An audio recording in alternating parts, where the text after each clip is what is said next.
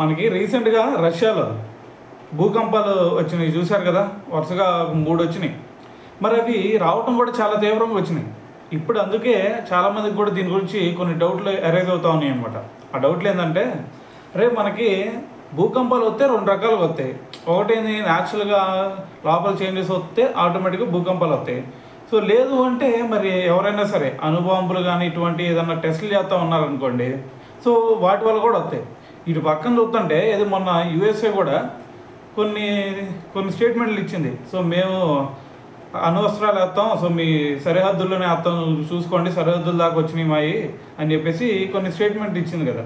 అయితే మరి దానికి ధీటుగా మరి వీళ్ళు కూడా ముందుగానే టెస్ట్ చేసేసుకొని సో దాని తర్వాత మరి ప్రయోగిద్దాం అనే ఉద్దేశంతో మరి వీళ్ళు ఏమైనా టెస్టులు చేస్తున్నారా అనే డౌట్లు కూడా అందరికీ రైజ్ అవుతూ ఉన్నాయి.